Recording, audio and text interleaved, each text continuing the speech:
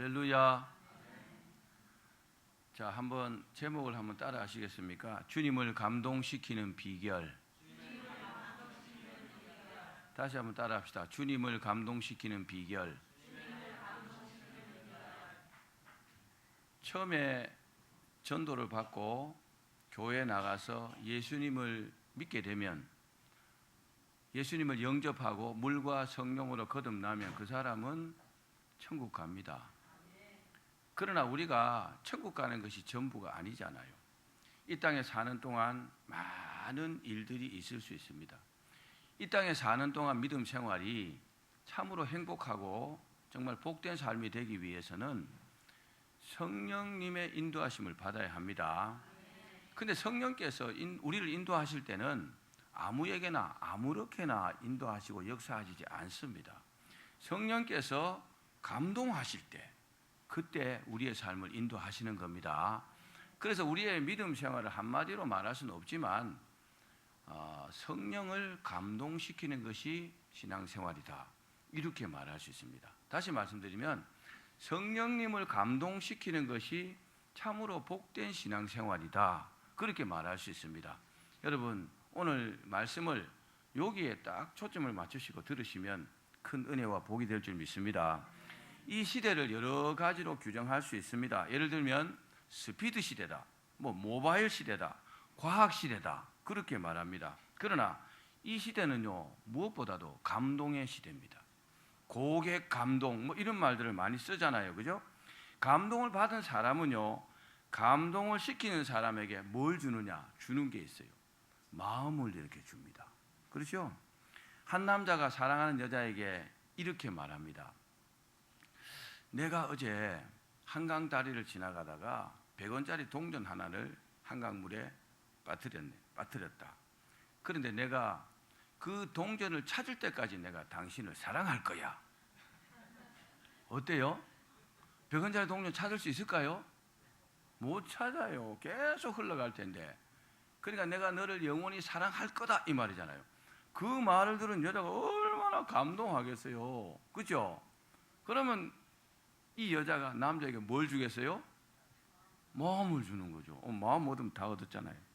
그렇습니다. 현대인들은 이렇게 감동받기를 원합니다. 이처럼 우리 생활도, 우리 믿음 생활도 한마디로 믿음으로 하나님을 감동시키는 것입니다. 아멘 안 하면 오늘 2시간 설교할 겁니다. 왜냐? 하나님은요, 우리 삶을 통해서 감동받으시고 또 역사하시기 때문입니다. 성경에는요, 하나님께서 그 사람들의 어떤 믿음 생활을 보고 감동하셔가지고 곳곳에서 역사하시는 모습을 볼 수가 있습니다. 예를 들면 아브라함의 경우입니다. 아브라함이 모리아산에서 이삭을 번제로 바치라 했잖아요. 그 아브라함이 이삭을 칼로 막 죽이려고 할 때 확 감동받으셨어요. 오, 진짜로 죽이려고 하네? 그럴 때 급하게 하나님께서 아브라함을 불렀잖아요. 아브라함아, 아브라함아! 할렐루야. 감동받으셔서 그런 거예요. 또 스데반이 복음을 전하다가 돌에 맞아 죽었어요. 죽으면서 뭐라 했어요? 주여, 이 죄를 저들에게 돌리지 마옵소서. 그러니까 예수님께서 그 모습을 보고요, 하늘 보좌, 하나님 보좌 우편에 있다가 벌떡 일어났다 그랬어요. 할렐루야. 놀랬다 이 말이요. 오, 내가 십자가에서 죽을 때 한 말을 너도 하네? 얼마나 대단한 믿음입니까? 여러분, 하나님을 감동시키는 믿음 생활 되기를 바랍니다. 믿음 생활이 그냥 형식적이고 가식적이면 하나님 기뻐하지 않습니다. 그 사람은 안 믿는 사람인지도 몰라요. 그러나 정말 믿는 사람들이라면 하나님을 감동시킬 수 있습니다. 또 엘리야가요, 갈멜산에서 자기 머리를 무릎 사이에 딱 넣고 7번 기도했다 그랬어요. 왜 기도했어요? 이스라엘이 3년 6개월 동안 지금 가뭄에 있으니까 비를 내려달라고. 그때 하나님께서 감동하셨어요. 비를 내려주셨습니다. 할렐루야. 하나님 감동받으시면요, 기도하면 응답받는 겁니다. 하나님 감동하시면요, 안 되는 일도 되게 하십니다. 없는 것도 있게 하십니다. 병든 자도 낫게 하시고 죽은 자도 살리는 겁니다. 쓰러져가는 기업도요, 하나님이 살리시는 겁니다. 또 소경 거지 바디메오가 믿음으로 이렇게 말합니다. 다윗의 자손 예수여 나를 불쌍히 여겨달라고 막 소리를 지릅니다. 소경이 안 보이잖아요. 예수의 소문만 듣고 가까이 왔다는 소리를 듣고 막 소리를 지릅니다. 그 소리를 듣고 예수님께서 감동받으셔가지고 그 즉시로요 소경이 눈뜨게 하셨습니다. 이 외에도 주님께서는 그 성도들의 믿음에 감동하시고 응답하시고 기적을 일으키신 일들이요 너무 많다는 겁니다. 그러니까 우리의 믿음 생활을요 그 성령님께서 감동하시는 쪽에 초점을 딱 맞추시는 것이 가장 복된 삶을 살 수 있습니다. 감동이라는 말은 무슨 말이냐? 어떤 일로 인하여 크게 느껴서 마음이 움직인다 이런 말입니다. 그런데 하나님도요 우리 믿음의 행동을 보시고 크게 느끼시면 하나님의 마음이 이렇게 확 움직이는 겁니다. 할렐루야. 하나님께 복 받는 사람들이요 다 성령께서 감동시킨 사람들이에요. 본문에 나오는 백부장이 바로 믿음으로 주님의 마음을 움직인 사람이에요. 할렐루야. 이야, 여러분 이런 주인공이 되고 싶지 않습니까? 내가 어떤 믿음의 행동을 해서 주님의 마음을 내가 감동시킬 수 있다면 끝나는 거잖아요. 그렇죠? 별로 어렵지 않아요.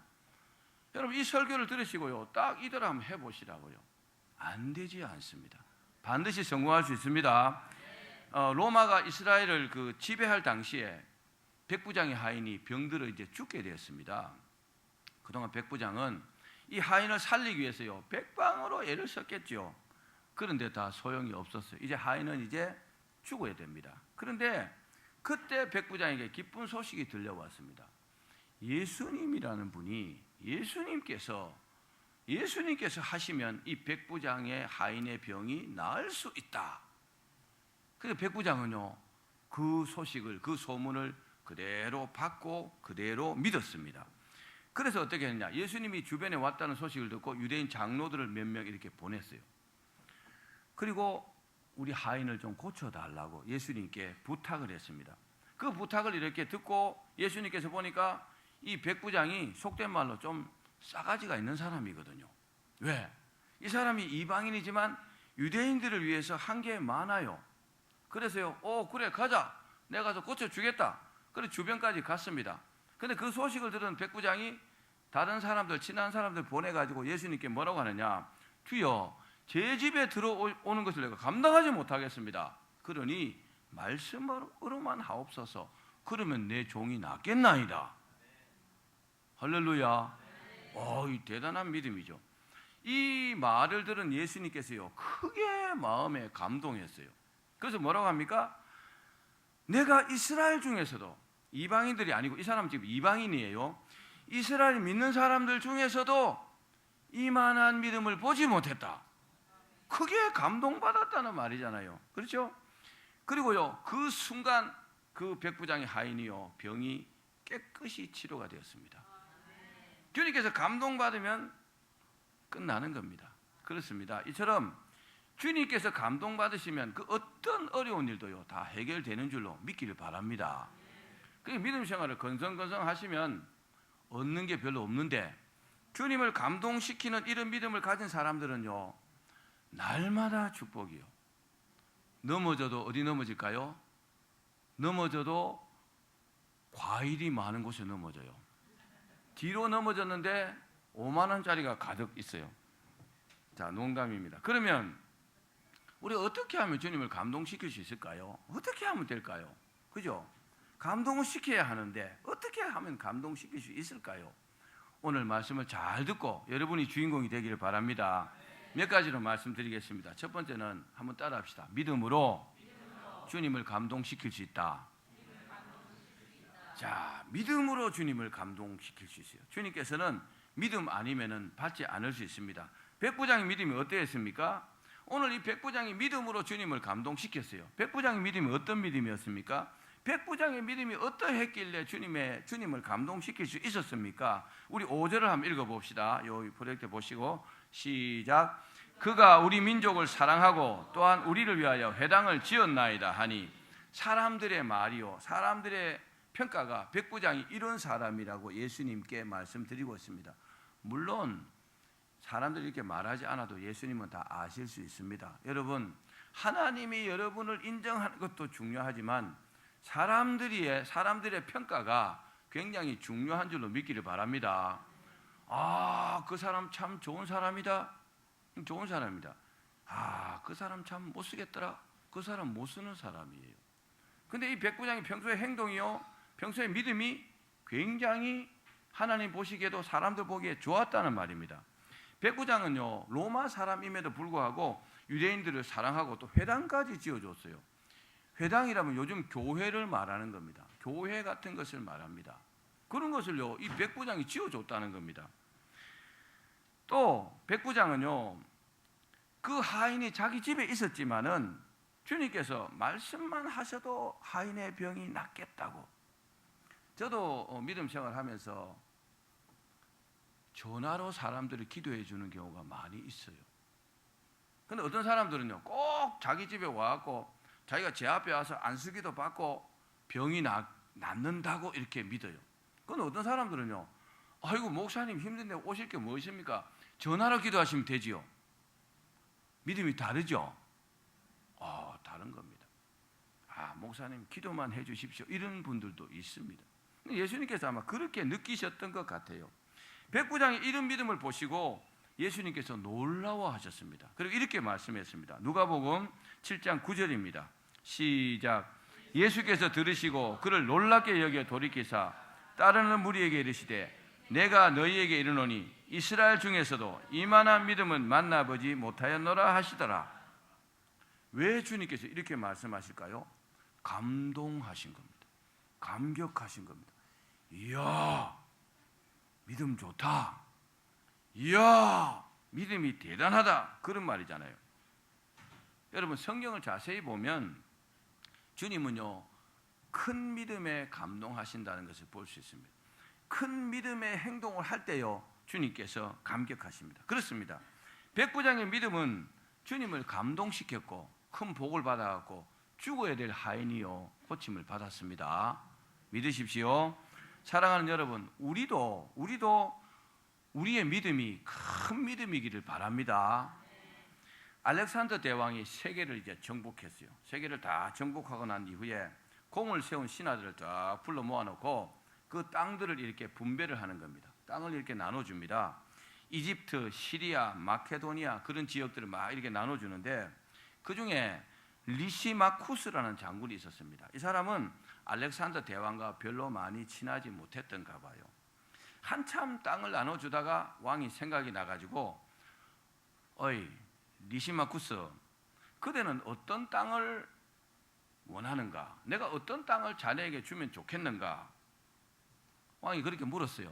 왕이 어떤 생각으로 그렇게 물었느냐? 아마 사소한 땅을, 조그만 땅덩어리 하나라도 달라 하지 않을까? 이런 생각을 가지고 물었습니다. 그런데 이 리시마쿠스는요, 대담하게 이렇게 말했어요.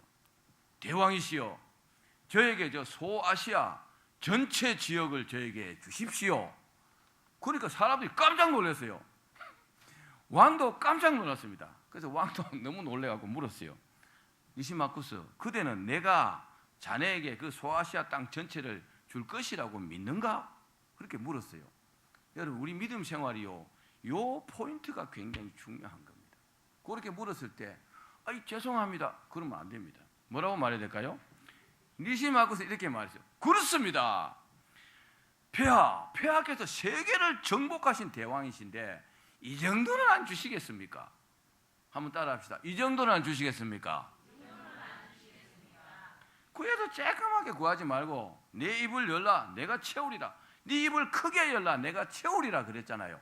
그러니까 크게 구하고 대왕이 그 정도로 주실 것이라고 이렇게 팍 믿는다고 말하니까 대왕이 기분이 좋아졌잖아요. 그죠? 대왕이 감동했겠죠. 대왕이 리시마쿠스의 말에 팍 감동을 하니까 뭐라고 했어요? 이렇게 말했어요. 리시마쿠스, 그대의 큰 믿음대로 소아시아 전체를 너에게 주노라. 이봐라, 이때 아멘 하시는데 이 사람들이 참 센스가 없어. 다시 한번 할게요. 기회가 마지막 기회입니다. 니시마쿠스, 자네의 큰 믿음대로 이 소아시아 전체를 주노라. 하나님께서 꿈에 나타나고 네 소원이 뭐냐 그럴 때 하나님 집 한 채만 주십시오. 그러지 마시고 평소에 기도 많이 해놓으셨다가, 그죠? 꿈에 나타날지도 모릅니다. 오늘 밤 꿈에. 그렇습니다. 하나님은요 지금도 믿음이 큰 사람들을 찾고 있다는 것을 기억하십시오. 여러분이 주인공이 되기를 바랍니다. 죄는요 큰 죄, 작은 죄가 없어요. 죄는 똑같아요. 이것도 죄고 저것도 죄입니다. 살인죄도 죄고 간음죄도 죄입니다. 도둑질도 죄고 거짓말도 죄입니다. 그런데 큰 죄, 작은 죄라 말하지 않았습니다. 그런데 믿음은요, 성경에 보면 믿음은 큰 믿음이 있고 작은 믿음이 있다 그랬어요.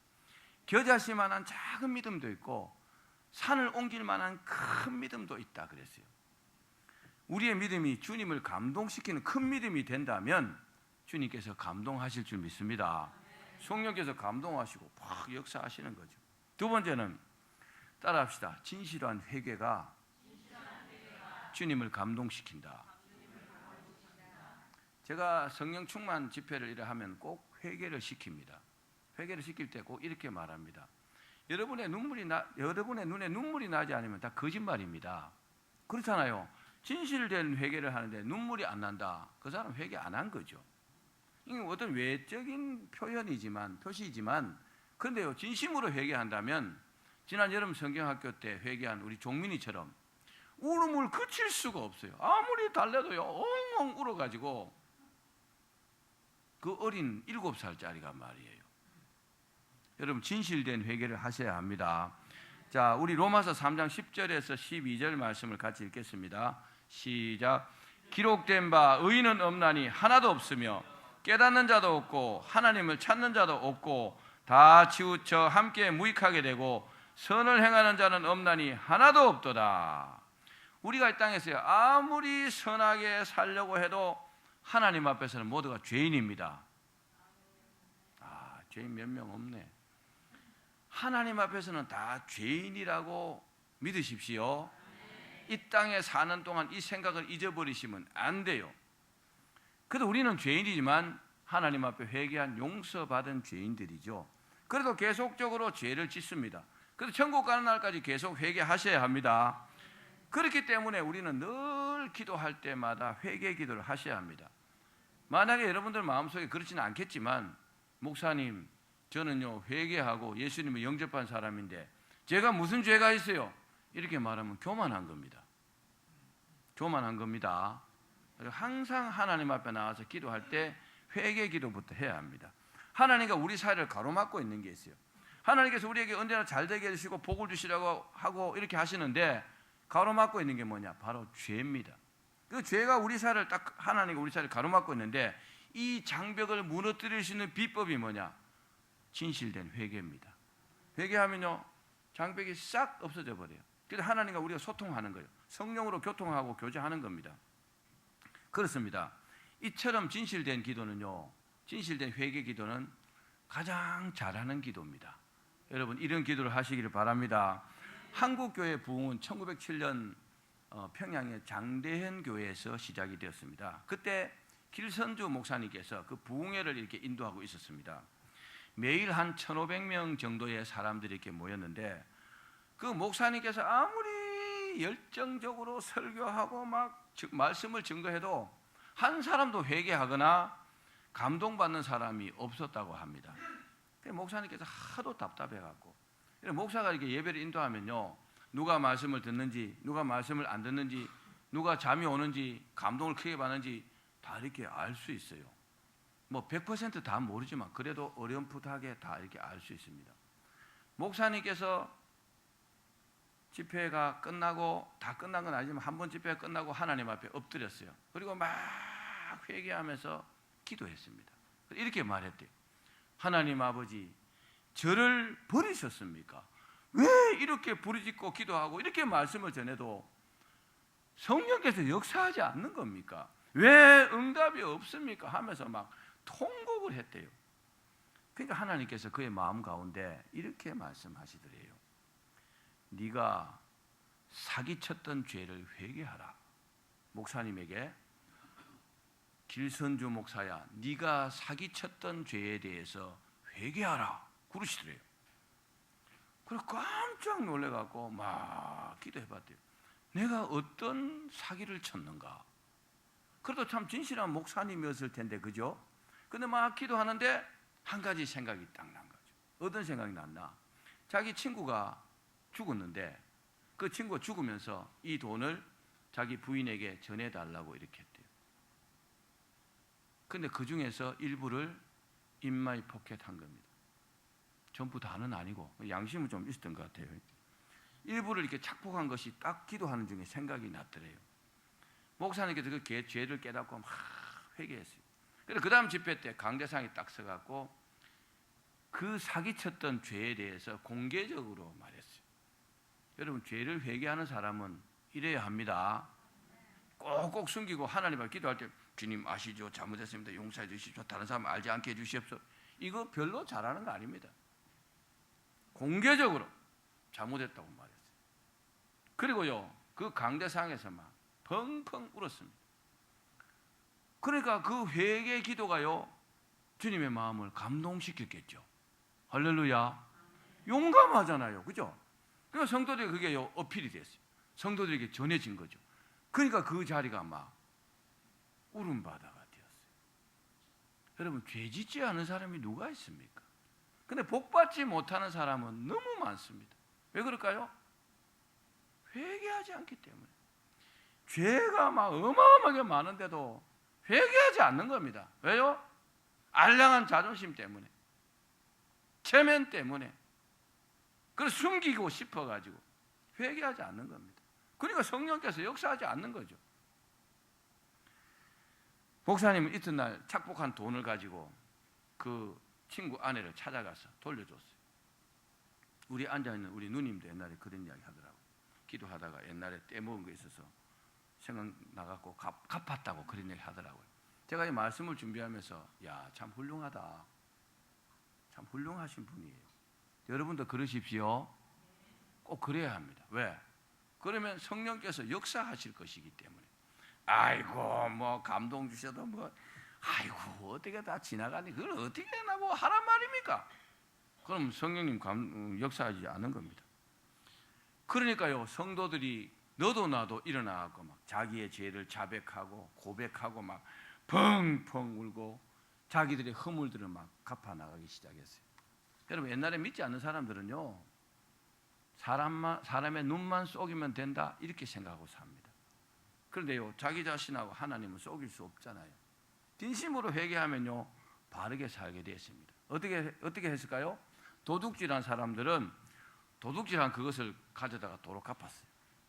남에게 상해를 입힌 사람은 그것을요 회개하고 자복하고 막 그런 일들이 막 장대현 교회에서 집회에 온 사람들에게 다 이렇게 일어나기 시작했습니다. 그렇게 장대현 교회에서 일어나기 시작한 그 회개 기도가요, 그 불꽃처럼 이렇게 쫙 평양으로 번져나갔습니다. 그게 1907년에 성령 부흥 운동입니다. 그때부터 시작해갖고요, 이 불꽃이 한국 교회를 확 뒤덮었어요.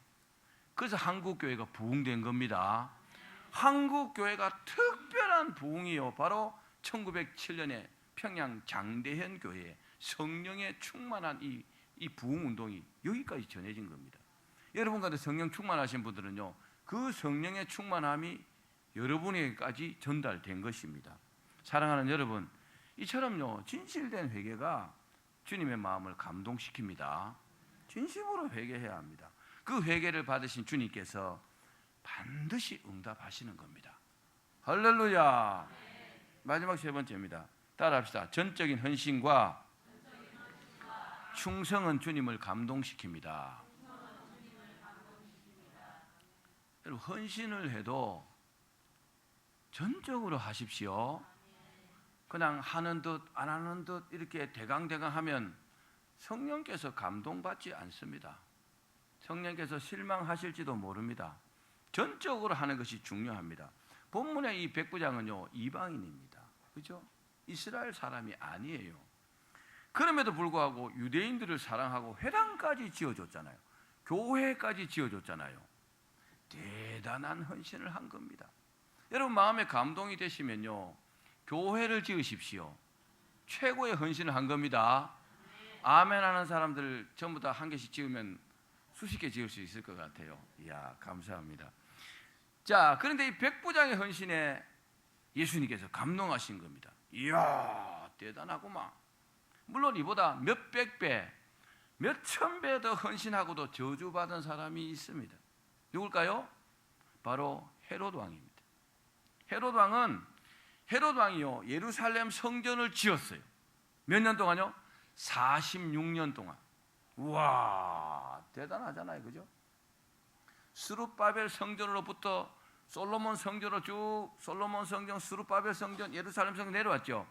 이게 성이 회파되고 부서지고 그러면 다시 건축하고 그랬어요. 그때 헤롯이요, 46년 동안 예루살렘을 건축한 사람이에요. 대단하죠? 엄청난 상이라도 주고 싶죠. 그런데 헤롯 대왕이요, 예루살렘 성전을 짓고도 교만 떨다가 예수님께서 보낸 하나님의 사자가 탁 치니까 벌레가 먹어서 죽어버렸다. 유병언이도요, 벌레 먹어 죽은 겁니다. 그렇죠? 왜 예루살렘 성전을 지었음에도 불구하고 이렇게 저주받았을까요? 믿음으로 하지 않았기 때문에 그렇습니다. 이 사람은요, 성전을 지은 목적이 있어요. 이 사람은 분봉왕입니다. 한 지역을 자기가 맡아서 왕처럼 행세했어요. 로마의 지시를 받아가지고. 그리고 유대인들을 다스리는 겁니다. 그럼 이 사람들의 마음을 얻어야 돼요. 마음을 얻을 수 있는 가장 좋은 방법이 뭡니까? 환심을 사는 겁니다. 그래서 그 성전을 지은 겁니다. 그리고 또 한 가지 목적은 뭡니까? 자기가 잘 되기 위해서. 주님의 영광을 위해서 한 게 아니고 자기가 잘 되기 위해서 했다는 겁니다. 여러분, 하나님 앞에 헌신하고 충성해도 하나님을 위해서 하시기 바랍니다. 하나님의 영광을 위해서 하는 게 그게 뭡니까? 진정한 믿음의 헌신입니다. 내가 잘 되기 위해서, 나만 잘 되기 위해서 안 받으실 수도 있습니다. 그런데 이 백부장은요, 그렇지 않았습니다. 사랑하는 여러분, 주님께 전적인 헌신과 그런 충성을 하시기를 바랍니다. 그러면 주님께서 감동하십니다. 성령에서 감동을 주실 때 그 감동을요, 내가 거부하지 않고 거역하지 않고 순종함으로 이렇게 드려지면요, 성령님 감동하십니다. 오, 시키는 대로 잘하네. 하나님 칭찬하시는 겁니다. 역사하실 줄로 믿습니다. 어떤 측면에서는요, 80%, 90%만 헌신하는 것은 헌신이 아닐 수도 있습니다. 자, 부부가 같이 삽니다. 남편과 아내가. 그런데 이 남편이 아내에게 100% 헌신하는 것이 헌신이죠, 그죠? 자기 부인만 보고 살아야 되잖아요. 이 남편들이 아멘 안 하시네. 큰일 났다. 근데 이 남편이 80%만 자기 아내에게 헌신하고 20%는 딴 여자에게 헌신하면은 이 아내가 어떨까요? 안 되겠죠. 헌신이 아닙니다. 근데 주님께 헌신하는 것도 똑같습니다. 다르지 않습니다. 따라합시다. 100% 헌신해야 한다. 100% 헌신해야 그것이요, 진정한 헌신이 될 수 있다는 겁니다. 캠브리지 대학에 시티 스터트라는 학생이 있었는데 이 학생이 공부를 워낙 잘했어요. 그래서 그 대학에서 수석을 하고 있었습니다. 이 사람은요, 출세가 보장된 사람입니다. 그 정도면 그죠? 우리 모라이아나 안나나 뭐 다 미국에서 왔는데 정말 공부도 잘했고 아주 뛰어난 학생이었어요. 근데 어느 날 캠퍼스 집회에 참여했다가 예수님을 영접했어요. 그리고 딱 결심했어요. 나는 중국 선교사로 나갈 거야. 근데 졸업하고 자기가 그렇게 하나님 앞에 서원한 대로 중국 선교사로 이렇게 갔대요. 10년 동안 선교를 했습니다. 미국 사람이 중국에 선교하는 것은 절대로 쉬운 일이 아닙니다. 한국 사람이 중국에 가면요, 중국말을 못해도 중간에 조선족이라는 사람이 있고 얼굴 생긴 게 비슷해갖고 좀 대학교 때 새카매지면 뭐 지나 나나 똑같아요. 잘 못 알아봐요. 또 중국말 좀 하면은 조선족인 줄 알아요. 근데 미국 사람들 가면은 하얗고 전혀 얼굴이 다르죠. 금방 표시가 나. 선교하기도 어려워. 근데 이 사람은 중국 선교 가갖고 10년 동안 막 죽을 고생해갖고 병도 들었어요. 그래서 도저히 선교를 할 수 없어서 다시 이제 미국으로 돌아왔습니다. 돌아왔는데 기도하는 가운데 성령께서 또 선교하러 가라 그럽니다. 보통 사람 같으면 어때요? 몸도 아픈데 이만큼 했는데 안 가고 싶겠죠. 근데요, 이 스터트라는 이 선교사님은 그 말씀에 순종해갖고 예, 가겠습니다 하고 다시 아프리카로 이제 선교를 떠나고자 주변 사람들에게 말했어요. 그래서 주변 사람들이 막 제정신이 아니라면서 막 말렸어요. 그때 이 스터트 선교사님이 이렇게 말했대요. 한번 들어보십시오.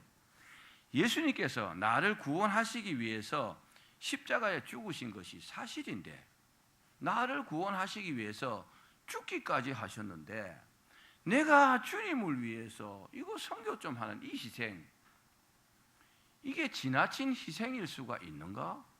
내가 선교하러 가는 것은 당연한 것 아닌가? 이렇게 말하더래요. 할렐루야. 성령께서 감동할 만한 그런 헌신하는 선교사입니다. 그렇습니다. 바로 이런 것이 뭡니까? 전적인 헌신입니다.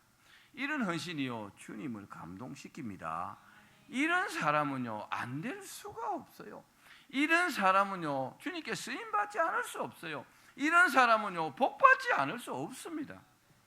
주님은 오늘도 전적으로 헌신하고 충성하는 사람들을 찾고 있습니다. 또 이런 사람들이 하는 그 헌신과 충성을요, 받으시려고 하십니다. 여러분이 그 주인공이 되기를 바랍니다. 이 사람들을 통해서 하나님 나라를 확장하는 거예요. 여러분, 세상이 언제까지 가지 않습니다. 예수님께서 재림하실 날이 멀지 않았다는 것을 기억하십시오. 그래서요, 우리에게 주어진 시간, 이 시간 동안요, 내가 할 수 있는 한 최선을 다해서 헌신하고 충성해야 합니다. 우리 모두가 이 헌신과 축복의 주인공이 되기를 바랍니다. 그러면 주님 감동하시고요, 우리에게 축복으로 역사하실 겁니다. 그렇게 되시기를 주의 이름으로 축원합니다.